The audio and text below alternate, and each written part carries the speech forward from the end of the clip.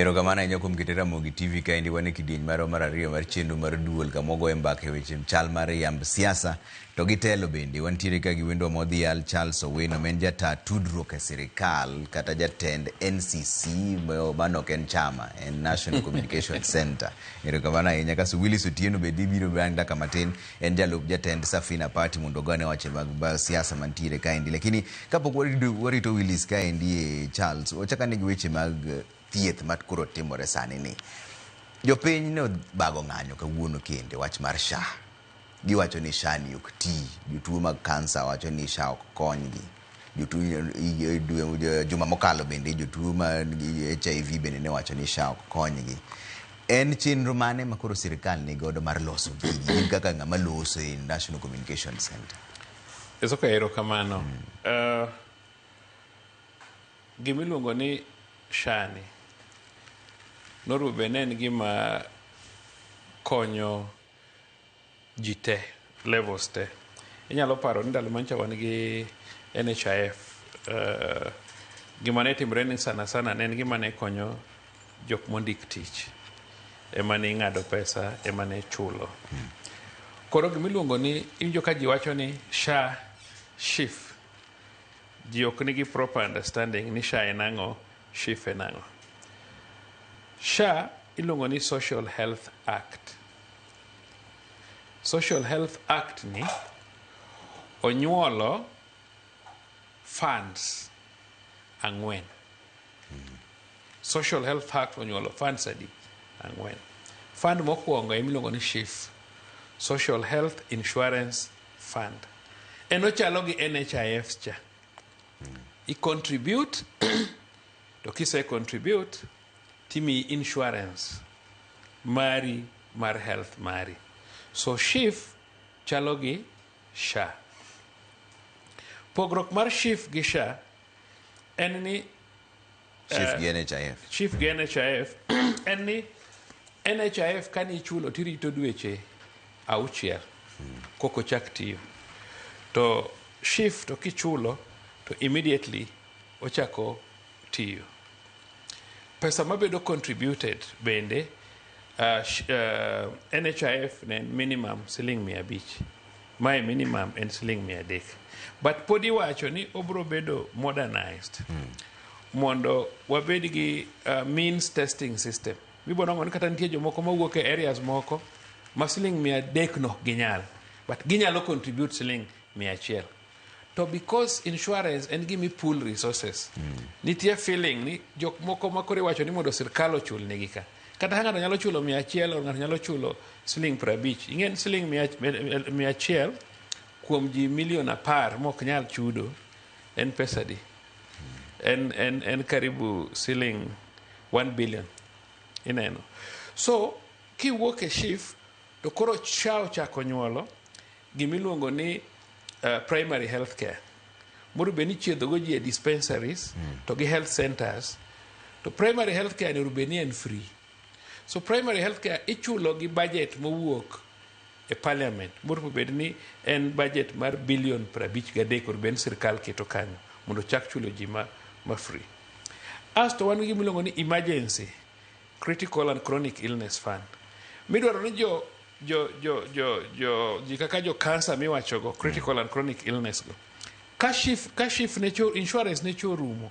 Rubeni koro sirkal chako chudo ne kod fund ni.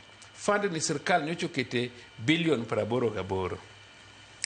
Koro wan gi SHIF, Social Health Insurance Fund, wan gi Primary Health Care, wan gi Critical and Chronic Illness Fund to kod Emergency Fund. Asto wan gi gibiluongo ni Development Fund.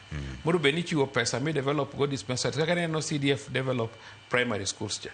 So king'iyo chenro mar SHA, Social Health Act, kwa wuok NHIF, en chenro maber.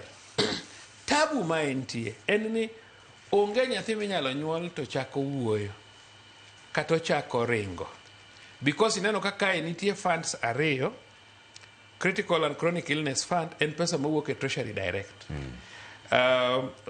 Primary Health Fund ben pesa mawuok e Treasury direct mondo ji onwang' thieth ma free.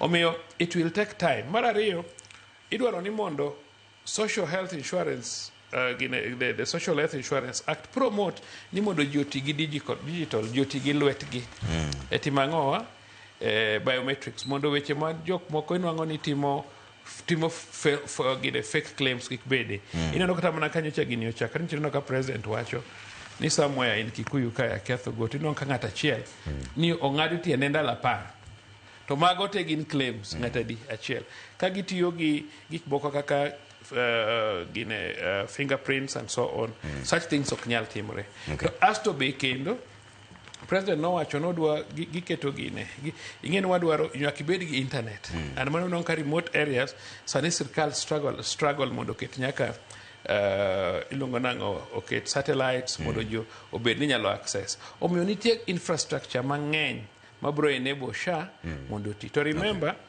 the universal healthcare ok en gimo chakre sani Kibaki ne en kode e manifesto mare ne dwa time Uhuru ne en kode but gin gik ma ni a lot of teething problems ma kokin ng'ama strong ibo winjo ka ji mang'eny bro wacho ni president ne dako time sani ne do time koseyudo second term mondo kik affect his second term but the president feel ni so be it because after a short while jibro neno the benefits of some of the risks motek and mane kaka SHA operate. Okay. I don't know donja ni weche mag siasa ka endi koro. Kenya chomo kanye kisiasa kineno. Ing'eyo ni ne wayudo gimilongo ni multi party democracy, not single party democracy. Ndalo mane wan gi single party democracy cha ne en tich matek sana niwach inyalo ni ka chairman mar party maseche moko not chairman patron mar party manen president koko yie to kinyalo yudo. So inwango ka bedo gi multi party democracy okonyo quite a lot but okineka ng'eny jotelo obedo jo mang'eny obedo tribal e yo magitime gikgi. So gima timore en ni siasa marwa pod tin en siasa ma Korea ka bedo developed and therefore kaka time medo dhi kaka ji medo discuss siasa kaka institutions medo develop then wabro bedo gi siasa maber to bineno ka chama ila mag Safina gi party gi makuro Willis Tire ka indi Willis Otieno jalub jatend Safina party kuro donje studio ka bineno ka gidhi kelo pogruok moro amora higa mar 2027 ka koso jo opposition gi te podidhi mana yombi gi jatend piny Kenya.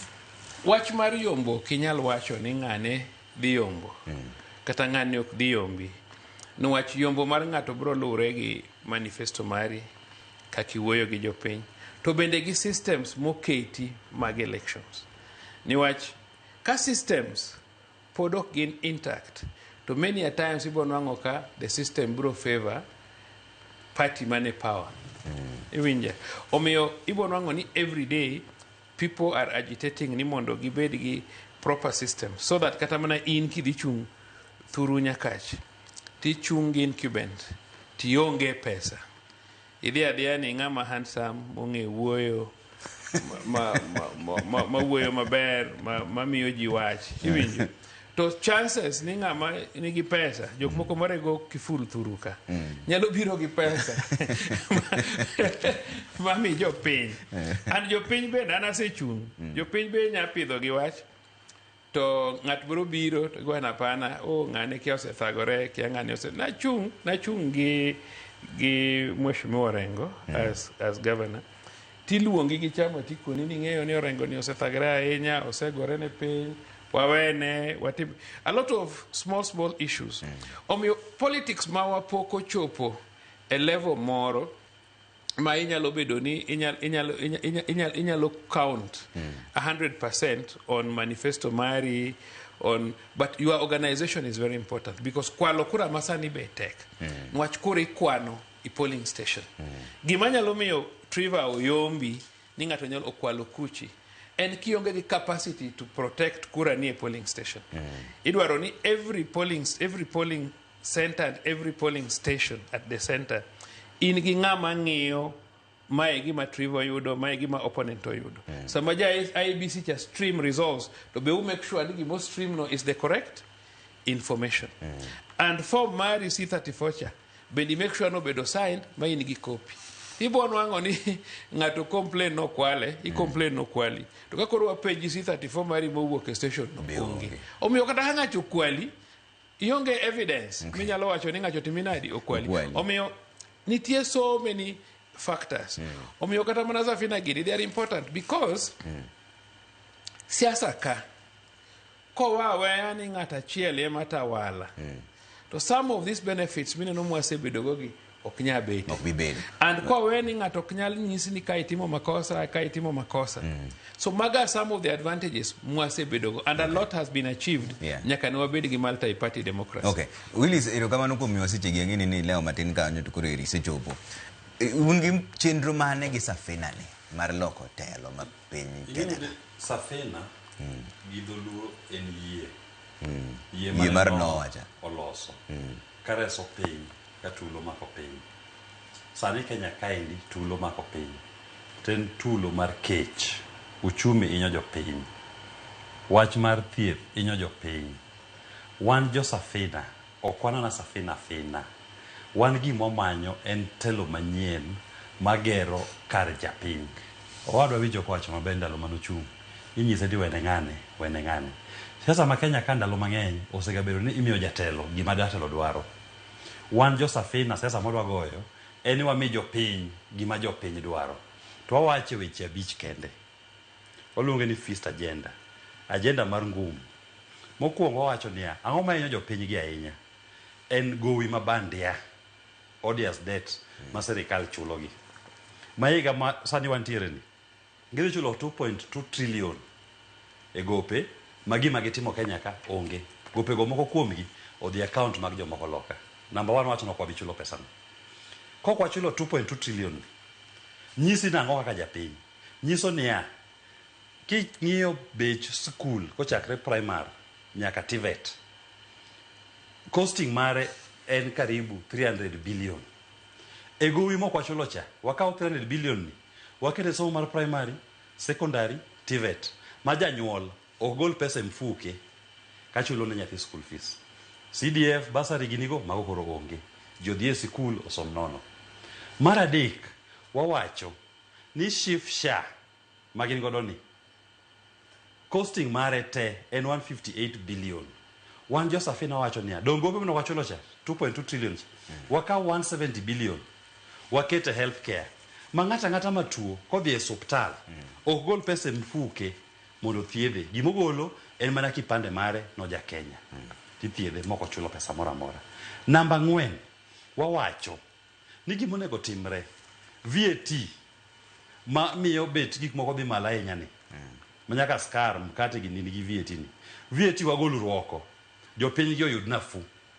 Koro kar VAT ka wagoli wakel gimino ni sales tax atamala 5 kende 5% sales tax kende maji chulo. Koro pesa michulo ga VAT no dok piny gi atamalo 11. To mara 5 makoro lose ngum wawacho ni serikal owedhie bengi ma Kenya ka okaw hola. Niko serikal kawo pesa ma jopiny ochoko bokete bengi dhi kawo loan. To loan bi akise kawe interest rate mare ni malo. Miduogo ir jopiny imero negi usuru mondo ochul godo hola ni. Pesa no serikal owe kawo. Pesa no bedi ni an kata wino kata in emodhi e bengi okaw loan no. Koro kini ga idea mari moro in gi pachi moro giro timo andi moro to gima chando jo Kenya mang'eny ahinya e ohala en access to capital yudo pesa minya timo godo andi no. Koro interest rates bro dok piny. To koro gowi miwacho no kuchul ni to Kenya nigi kidienje magin godo gi pinje maoko riwruok e paro kanyakla mar pinje maoko seche mutamuru chulo gope ma sirikandu no kawo kanyakla maru gi pinje maoko dhi chalo na mano kendo consequence bi penya maber kabisa. Gope moko wabe chulo gin gope mabandia. Antie ka endi gi police mas very senior officer ma tich ma oweno tiyo maduong' en law and order. Ka ng'ato chik mar Kenya wacho ni mondo ikaw gowi nyaka yud parliamentary approval. Bunge nyaka kidh wachno. Namba 2 pesa ni nyama na tiyo kode e timo project gero ndara gero sikul gero bridge moro gero hospital. To ma endi wan gi gope Kenya ka kina nyalo wacho ka endi gi chir Eurobond 1 knockout $2 billion mano 200 billion Kenya shillings. 1 billion US dollars, 100 billion Kenya shillings, yes, mandalo no the account mar ng'ato, bengi mar ng'ato Qatar. Jo Kenya inyiso mondo chul gowi no. Wan owacho mabolo chikewa. Kanti gowi manokaw kolo chik, wabro chulo. To ka en gowi manokaw mokolo chik mar Kenya, pesa no ok obiro Kenya ka.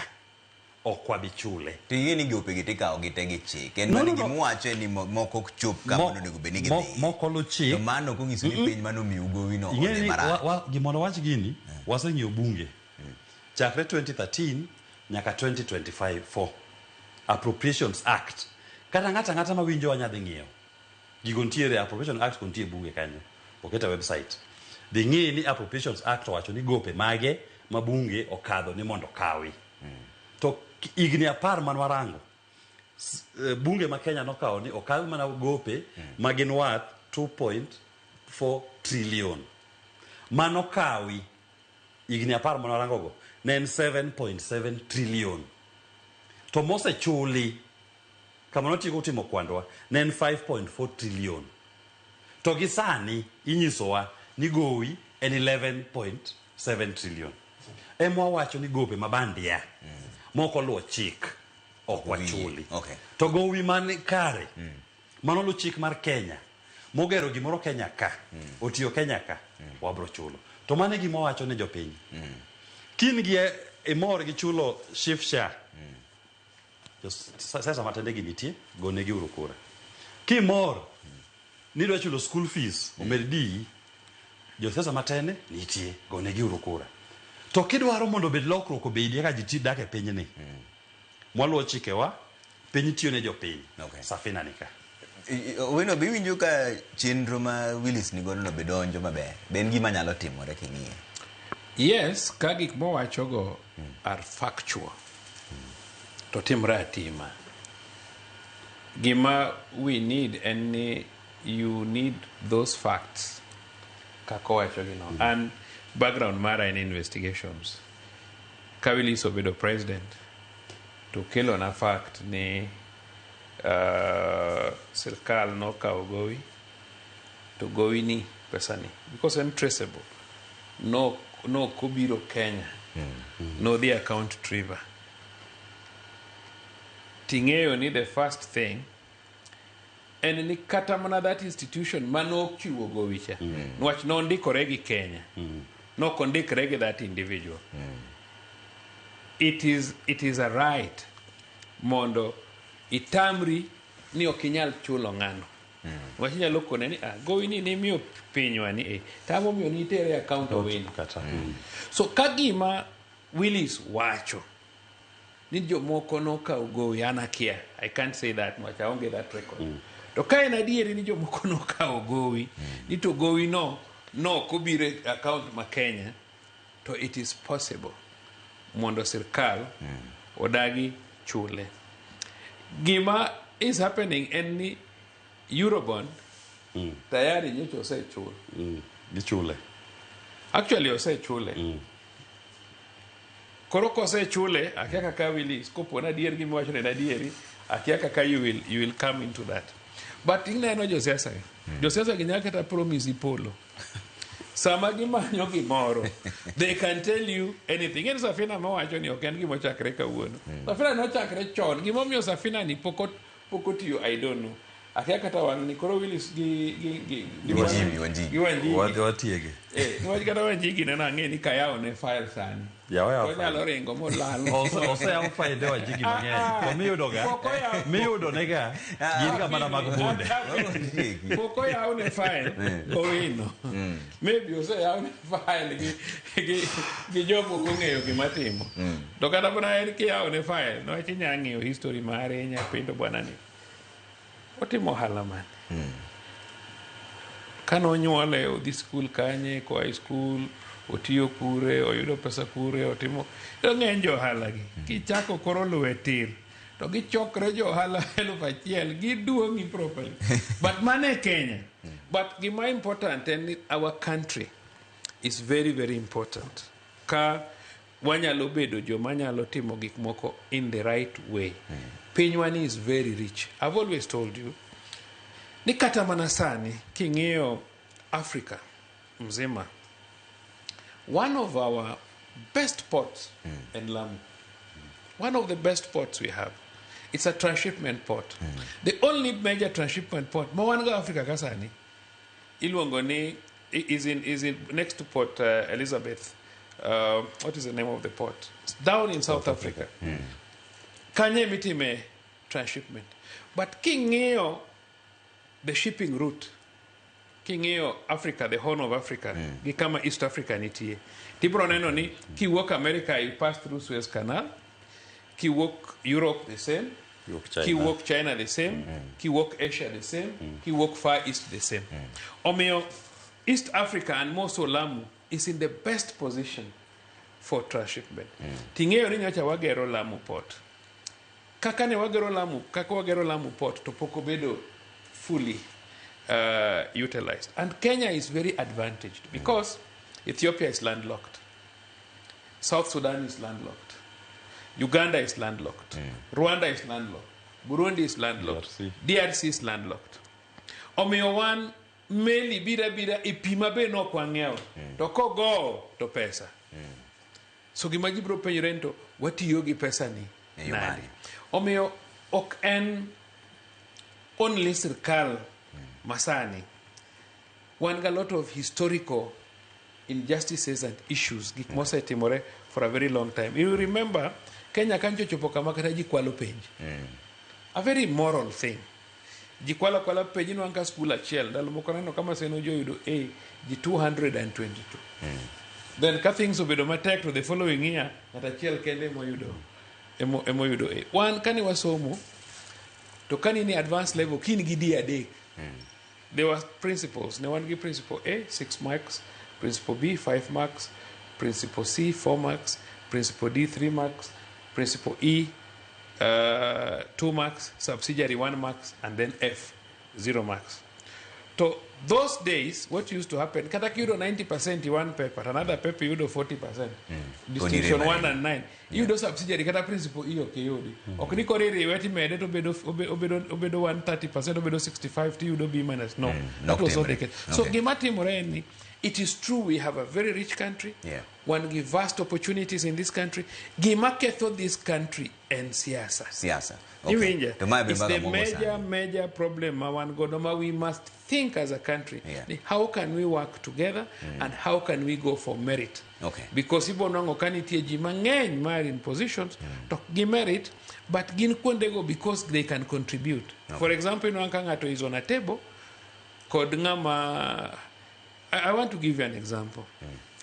Ji kaka Sonko gini ok en jomoro beni bedo level mar governor inge mano because Kenya okokoso ji. But ibro penjri what reason makes that person to be there. Jomoko be winjo kani ngato ne onge certificate ni to ng'iewo ne certificate koro there are disputes. Such things gin gik maketho nying piny and tendwa. So one number of issues we need to discuss as a country.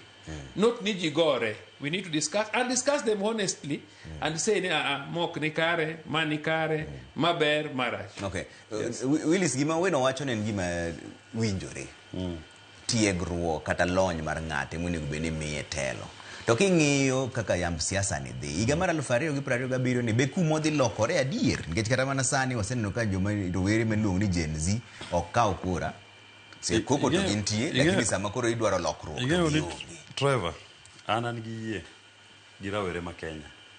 An chakre nyuola nyaka bedo marom kama. Pok na neno ga, higa mokalo chema na neno. Ka ng'ato nikech kech makae ot ochomo bunde, igoye gi bunde to choma bunde na ching. Okedo ni finance bill no nyaka gore piny. Mano hono mane pok otimre ga. Koro Gen Z gi kikwa condemn gi chon. Gin gi sagi gin gi weche gin gi yore gi magitimo gik moko. Kura gibro kawo kendo gibro goyo. To gima duong' madwa wacho, gik mowacho gi. Owino wacho ni josiasa sama menyo lomba ji. Wan kaka Josafina gima chiwore niya, wanyisi gima ine meditimo, ok wabro miyi. Ka wacho ni VAT bro bedo ni oko. Ibo chulo mana 5% sales tax. Serikal ok chul VAT. Japiny ema chulo VAT. To japiny be machajo VAT no. teko mar VAT no ni e lwet japiny. Nusendikoru gi Josafina ni kochakre chieng' ma kama VAT wawito oko. Dongune muchulega. Chieng' no kochopo, sami dhi nyiepo, nyis jaduka VAT sani ni oko, ok wachul. Jochul mana 5% sales tax. Ok jaduka beta more. Jaduka bende ng'eni VAT ban jaduka chokani. Ok ochokani en pesa ne. En pesa mochoko as an agent mar sirikal. Koro bobo wacho ni sirikal no wacho ni VAT onge, sani wan koro ETR marwa. Wa configure waketo mana 5% sales tax. Mane mabro tero ne sirikal. Koro teko bete lwet japiny, ok lwet jasiasa. Kendo gimoro mawacho, mondo wawinjre maber. Kik bed ni samo wacho ga gigi kata competition gi. Kik bed no wacho gimoro mar lombo it japiny. Ma ngima mar ng'ato. Sama ne Kibaki ochako free primary education. Ji no wacho ka jo nat no wacho ni mano gima ok nyalre. Ok nyal tiyo Kenya ka. Ni ratio mar japuonj gi nyithi skul ok nyalre, ni gino se fail. To kano chopo tam 1 higa mar 2003 nyithindo dhi e skul nono. Gima ne Kibaki jo Saitoti wuothe gwenge imagine nyithindo moko dhi e skul, ji te dhi e skul. Sani primary education manono ni okawe mana gima koro normal. To kano chakre ji ne ywak. Wan kwa wacho ni ok wabi chulo gope ma bandegi. Thieth bro bet nono. Ok en sirikal ema tuo. En japiny ema tuo. Japiny no ema bodhi e osiptal. To wacho ni wan kaka nwago kura, nwandikore ni thieth en ang'owa. No. To joma wacho ni jo opposition giko kumako Ruto onge ka kunyalo yombo President William Ruto. Nikech udhi pogo kura e dier ka. We akoni. Sirikal miyiero gi Kenya kama tinde chakre katiba manyien. En 50% plus 1. Atamalo 50 gi kura achiel. Mana sama opposition opogre gani. Ne ok giriwre. Kata Ruto en owuon no. En bende mana e jogi. Ebe nyako many mana kuchege mabro chope atamalo 50 kod achiel. 50% plus 1. Koro kata ka ji ok oriwore, onge tabu. Kendo kipenja gi pacha, mane siasa maber moloyo nikech jopiny koro bro rango Josafina, ang'o munyisowa? Jopiny dirango jo mayenyo ka, ang'o munyisowa? Dirango Ruto, ang'o munyisowa? To giwacho ni kwa pimo jogi, Safina en namba 1. Samoro jomoyiero Safina gin ji 48%. Jomoyiero Ruto gin 22%. Jomoyiero Gachagua gi timbe cha, lange cha 13%. Koro ji di runoff ma en Safina, kotelne gi Jimmy Wanjigi, jalupne Willis Otieno, to gi Ruto, jalupne en Kidiki. To jopiny koro wacho ni kuom jariyogi, ng'ama kwa pimi ratili. Oromo bedo, nini gi manifesto policies, wadonjogo. Koro wan wanyisogi niya, thieth nono. Ruto nyisogi, ubo chulo thieth. Wan wanyisogi ni OCPD, police nika. Wan kaka Josafina gima wacho ni OCPD, ma wanyisoga ji ni orders from above cha. Wan wadhi ketho wachno. Jopiny bro gone kura OCPD margi. To kila police station bro bet gi local community oversight committee. Magin jo gweng'no bet rome bura to yiero committee mar oversight. Mabotiyo gi police station no. Makati wach moro amora marach to committee no dirango wachno. Kokudwa mano Ruto ni kanyo. OCPD be yiero. OCPD wacho ni gone kura gi jopiny. Ma OCPD bro wacho ni an oyiera gi jopiny. Mandate mara ok ayudo kuom ng'ato kwa Nairobi. Mandate mara ayudo kuom japiny. Ma onge mabro biro e gweng'a ni biro kao Abato Jwang. Golo Homa Bay. Kelo Nairobi. Tisande police station. Tinego. Tiduoko Homa Bay kaka maiti. Ng'ambi biro penjo ken IG. Ibiro penjo OCPD magweng'o. Gine trigger. Amija thuolo mondo iduoke. Koro mago gin manifesto, competition of ideas. Iwinjo? Nikech gima ji te manyo kaendi onego bedni en ber mar japiny. To kantiere ji ka Owino kata Lange moko, mano ni mano gima rach. Gin bende gibiro to ginyisowa ni maendi ema watimo. Tiwene japiny amua. Okay. Ni mar Safina ni maber, o mar Owino ni ema ber. To jopiny mawuoyogo, to wacho ni meli oromo. Owino ni dwa duoke wachno. Wach mar yiero OCPD gi jopiny. No, kata mana mano. Kata kapok achope wach mar yiero OCPD, ing'e ni mano gima Willis wacho no is a clear sign of bedo ni en ng'ama pok oti e sirkal, ok understand kaka governments operate. But en ng'ama odhi e school maber. So en go opportunity to it and understand that. But mokwongo, awinjo kowuoyo about Kibaki. Kibaki ne nigi CV, en gi background, en gi CV. And one reason momiyo Kibaki ne wuoyo about ji dhi e school for free. Nwach Kibaki nong'eyo ni ne bed ni ok oyudo opportunity modhi e school. Dak no bedo what he was. We kata president. President nga nyalo kata bet kata opuk nyalo bedo president ka jopiny ogone kura. But ne dak obedo what Kibaki was. Moa Nyeri, mobiro Mangu High School, modhi Makerere, mowuok Makerere, modhi London, moduogo, motiyo gi Shell, Uganda, mopuonjo Makerere, mobiro ka, mogrow, mobedo MP, mobedo minister, mobedo up to where he was. Omiyo Kibaki ne nigi background. Ne nigi gimiluongo ni an idiosyncratic variable as a person might enabled him to be what he did for us. And one of it, ne en good education background, to kod good experience. To Safind ngane ni iluongo ngane Wanjigi. Chieng' moro koduogo kokelnwa CV Wanjigi, wang'e. Mondo wanere ni to Wanjigi pek mane en experience mane. But that is not even Mano is not even important. Ang'e ne en word minister and word MP. But that is not also very important. What I've also listened to him, he looks somebody manigi some knowledge. And I need people change. Kagibiro offices. But I feel ni siasa ma Africa need to be handled very intelligently. And Willis, I can tell you, you pay me much. You know, got 5% when you saw him marry VAT. Again, majority of them don't even understand. Jogo Koran. Give me what you know more negia more. Ok giwinj. Joma ng'eny kia kata mana ni kong'eyo kata kiberiti kata kong'eyo sukari to chulo osuru. That bitterness, that right baja piny nyalo bedo go mong'eni kata mana sukari mana ang'eyo ni na chulo osuru. Kata mana mo mana ang'eyo ni no chulo osuru. Ji mang'eny ongego. Kata mana wuoche mane ing'eyo no ni chulo osuru. Ji mang'eny ok ong'eyo mano. And ji mang'eny explain negi manifesto mari, explain negi giminyalo timo, but you are taken back. And Willis Kipenja, and look at me. Our approach mar change. I would think the entry which somebody like Magufuli made in government, Tanzania, was very important because Magufuli appeared to be a systems person.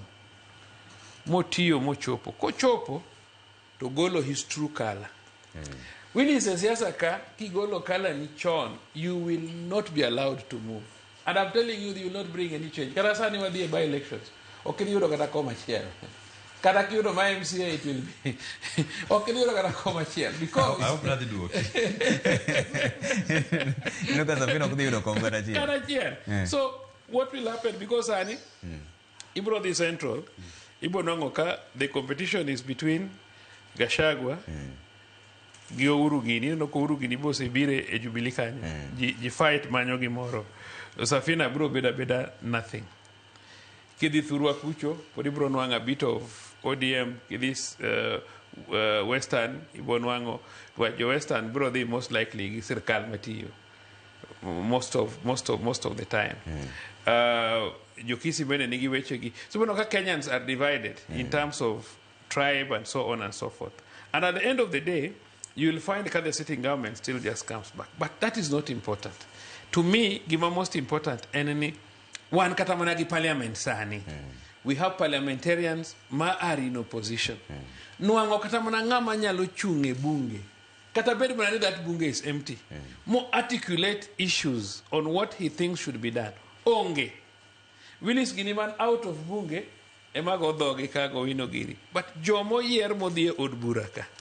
Winjo kata mana ng'ama nyalo wuok mawuo motegno. Donge wan kata gi jisa ni mane sirkal. Joma ne wacho ni wan Ruto no ng'ama jakuo okanya kata mose sani kiwinjo ka gipako Ruto ka kose kitgi kama moni tie. Ipenjo ni lo kara principles onge. Because you see, ki stick gi ng'ato stick kode. Koki believe in somebody kaka koro Willis oko believe in somebody. I hope ni it is a principle. Or maybe no chamo mogo kamoro. If it is a principle, mare kaka Willis. Makato wuotho duk to believe ni mane principle mare. I would shake his hand 24 hours. Okay. But gimatheko and most politicians gin joma lokore sate. ka pendulum all the time. Ng'ato nyisi ma kisemiye ma to dumo dhi ma kisemiye ma to dumo dhi ma. And a lot of issues kata mana sani towards the end kwa bro chopo 2027 January February. Ibono kanti jomoko mane expect ni ene coalition odhi bedo presidential candidate ko tame chako ringo odok kata mane main government and so on. Okay. But gima important is our country. Now winjo ko wuoyo about Gen Zs. Nyaka wabed gi a country ma ji have obedience to law and order. Okinya bedo ga country Willis ma ng'ato bukra bukani wach koro there is demonstration. To dhi adhi e duk ng'ato to turo kata supermarket mar ng'ato to turo to ting'o gik moko neno koringo dhi godo. To ka ng'ato go siandane to Willis gonduru ma tho. Nwach Willis onwang'o platform mogogo koko. Ng'ato dhi to wang'a mtok ng'ato e chuny apaya. Mtoka moko kosone, ng'ano kokosone. Ng'ama bodhaw no kosone ma ben president bokonya chopo kama nitiere. So what I'm saying is as Uganda, and Uganda is not Luo, Uganda is Kenya. One gig mangeny, this country is big, this country need a lot of resources.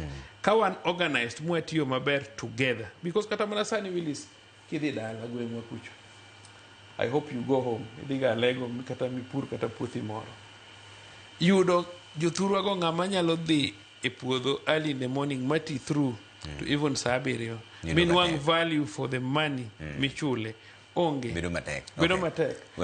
So okwanya bedo gi young people mok nyal tiyo. Okay. Willis, watch ni Safina ok dhi ko mora. Safina wani maendi en yie kendo Yesu orie bade. Ndalo mane Noah loso Safina ji kowino ne nyiere. Jaduong' to raura. Ni penjo motwoni. Gine dhi wuok kanye, floods dhi wuok kanye, ma dhi oywewa. Ji nonyiero jaduong' no. Ni ok nyal, mano gima ok nyalre. Piny ni pok ochwe gigni. Indo ma itiwacho na to wala dhi kanye ma dhi ywewa. Ijaneko. Nochopo kuma ne koro joge mane sayo Noah. Ni Noah, yawo nwa dhot yawa. Noah reswa. Koro wan bende sa mwalo Safina wani. Ji kowino gi ok en gi joma nyien. Osega timre kanyo mbele kocha. Kani loso Noah mokwongo, Safina mokwongo. Ne giyanyo ne Noah, ne ginyiere. Mana ko yanya to nyiera kaindi ni. Onge tabu. Ineno dhi yudo komi yiero maduong' gima koni. Ing'eyo ni openja kata kinyo kata wuoyo gwach Wanjiki. Ok odwa discuss ideas ma Wanjiki okete wi mesa mondo jo discuss. Kodwa discuss personality. To mane siasa matene ma ging'iyogo. Mar yanyruok. Ma ng'ama duong' chung' malo ochako ba wach e tuo mar ng'ato mar ng'ama ong'eyo onge. Ng'ama duong' chung' malo kuma nyithindo nitie, mere nitie, ochako weche gi madongo ma ji ok onego bed ni wacho. Siasa ma ging'iyo godo. Experience monyisa ni onego wabed godo e sirikal no. Emokelo kuma nitie. Joma nigi experience go duto e sirikal. Mosetiyo sirikal ni duto nyaka kawuono. Sani ji tho e osiptal. Sani nyithindo somo qualify onge tije. Sani kata sama wuoyo kodini. Kabiro ka gimodeka miyo moro gocho na kawuok Mbita. Eunice. Odhi nindo kech. Amanyne kata mana slip rabich monyewo wewo gi nyithindo. To inyise di pesa nindo kanye? Nindo mabe. Endo dak Mbita. Siasa matene emokelo tulo mwantiere ni. Wan jo Safina wan gi yie. To yie marwa en niya. Wadwa wuoyo gi jo Kenya. Mose rango bowacho ni siasa matene mose bedo godo ni. Osekelo na tulo mwantiere ni. Wachak ruoth manyien. Ma revolution. Iwinjo? To kata sani joma dhi chungi. Odhi buoko na joma Safina madhi yombo e by elections mabiro gi. Udhi yombo kombe. Wadhi yombo kombe moko mabiro kaendi gi. Mane muneno? Ana senyisi Trevor adwa diluonga kae tarik 27 dwe mar 11. Yiero maduong'. Kendo jok madhi yombo gi Don Safina gin joma below 40 years gite. Okay. Achiel kuomgi en a 30 year old. Ifaka ariyo kuomgi. Kanye. Gin 30, achiel ni Nairobi ka achiel ni Narok. Mago joma moro bende wan godo nyaka Ogunja. Diyombo. Koro gima koni ni wuoth Ogunja bo paro ni diyombo. Asenyisi ni ya. Gima wacho ni ji winja. Jopiny winja. Kadak ma jodak bernegi. Joma non dak ma gidak ro bernegi no. Siasa matene nitie, ok ni gionge. diuru kodgi mbele okatamra to nitie joma bende wuoyo go manyisa ni Willis kaka wadakni ok ber wagouru tamsi manyien jochak wuoth manyien mang'iyo ber mar japiny to mane kuma chung'ie to katie ka wacho niya in ang'o mayot na mogik manyatimo de bende ane space na wuoyo mar manyo mara ipane sana kane kaka usimu na gone Ruto kata wanjige ka usimu ni gone Ruto ni miya gimoro koro watiku mara chiel do tamre dako tamre onya miya gima dwaro to en ber mane man Willis woda lego wod ka kan kanyalo bukra ni koro ana dak maber achiemo joga nindo maber to jiranda to nindo kech to nyathi jiranda mobire skul bo somo bo yudo tiegruok ok nyal yudo tich otimo gimoro amora ma jo sasa matene osenyino notimi to ok onyal yudo tich nikech sirikal oketho uchumi mar Kenya en ber mane koro isingo ne jopiny ka endi ni Jimmy Wanjigi udhi laro kom mar jatend piny Kenya gi jalup jatend piny Kenya ana singorani an achung karwa ka endi Safina ka ana jalup mar Jimmy Wanjigi to kom wadhi mralaro en kom mar president ka Wanjigi en chung president ana chung deputy mare to gima be miyo wamanyo gini en ni walokuru template kaka Joseph ka dak e Kenya kae ma revolution oweno sawa revolution en loko kaka gimotimo en pogo kaka Joseph ka dak Kenya ka ok en mapile Safina ni ok en party mochak kawuono gi nyieni en party ma 1995 nochake gi Mwita Keno nyaka chakre 95 osotero ji adie bunge but mano tok lich Willis en owadwa kwanza en jalekwa and gima Willis oyudo kata chamo kra wagaga siasa gima kikwa tim kikwa wuonde nyithindo mondo wang' pinygi mondo keth gik moko nwach biro bedo matek mbele ka wabedu joma wacha dieri watigi jothurwa manifesto to wuotha kendi wach go matek to kupon waromo kamoro 2027 to gimi wacho na adwa ng'eye maber jomage mane pesa di account gi